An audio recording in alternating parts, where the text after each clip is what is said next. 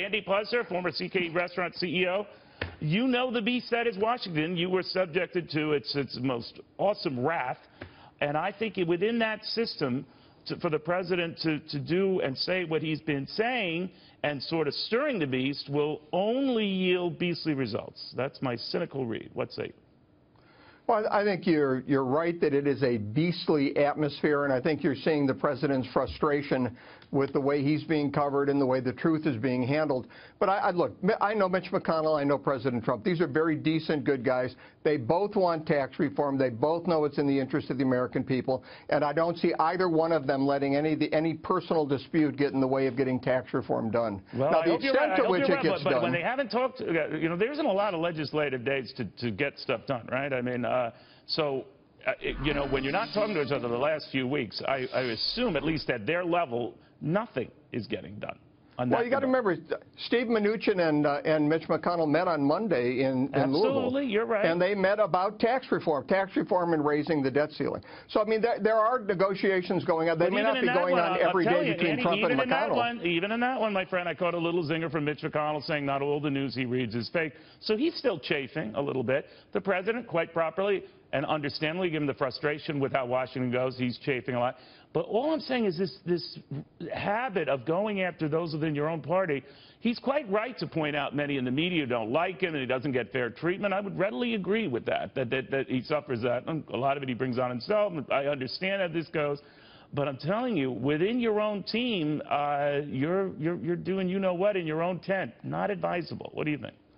Well, look, first of all, it obviously would be better if everybody in the Senate and the president had a spectacular relationship and we were all moving forward lockstep. No, I don't think it even has to be a spectacular. No, Andy, you misunderstand. I'm not saying it has to be a spectacular relationship. Publicly, it has to look like a constructive one. Privately, you guys can hate each other. I don't care. But you don't air dirty laundry.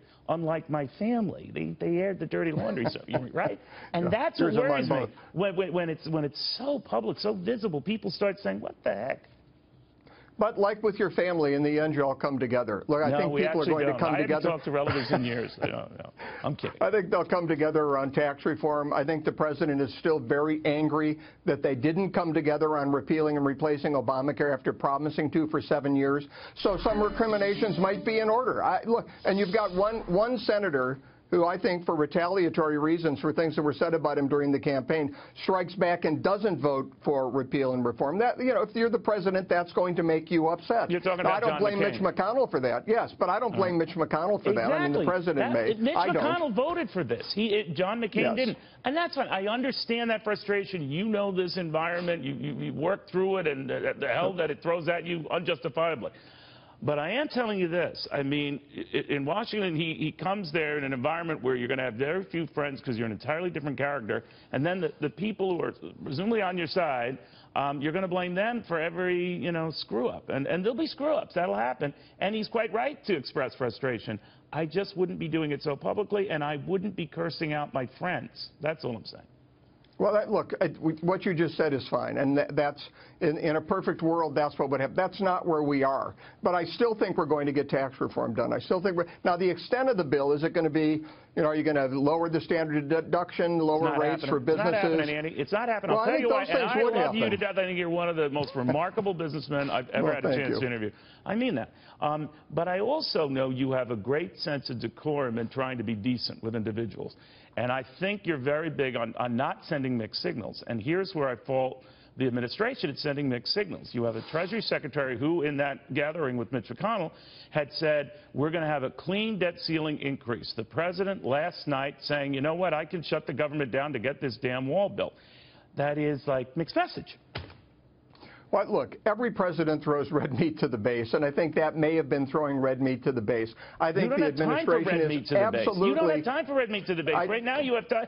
The base isn't going to get you the tax reform. The base isn't going to get you a health care revamp that's finally done, if and after that happens.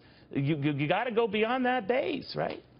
Yeah, I guarantee you we're going to raise the debt ceiling. I'm very confident we're going to get some tax reform done. I don't know whether it'll be what we all want, what you and I want, but we'll get Here's something what I done. predict. And if I'm wrong on this, of course, I'll have all these tapes burnt. If we We'll do that. another interview and we'll go through this again. Yeah. But I think they will get the debt ceiling raised. They always fight hem and haw over this stuff, and we might be a temporary government shutdown before we get it done, but we'll get it done.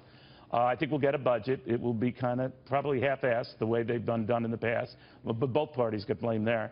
But before you know it, we're going to be at Christmas time, and they're going to say, hey, well, look at this, it's Christmas time. And there you go.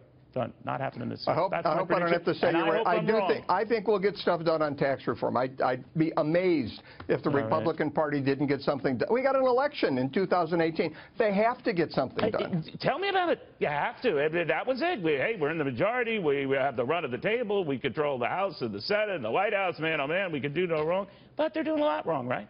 So I'm just saying, focus on what they do as a party together, and the infighting has got to stop, or I'm going to slap some heads around. No? Well, I'll be right there with you. Yeah. I don't like the infighting, but I do think we're going to get tax reform. All right. Well, I'm betting you will. Of course, you're not in the burger business per se now, but I'll bet you. Do they have the triple burger? What's the heart safety burger? We did at one time have a triple burger. All right, so like a veggie? All right. It was the Monster Burger. It was three big, thick beef. It was delicious.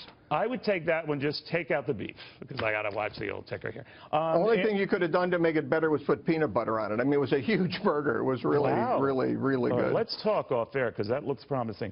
Andy, thank you for riding my rap here. You're always a gentleman. I always appreciate it. The former CK restaurant CEO.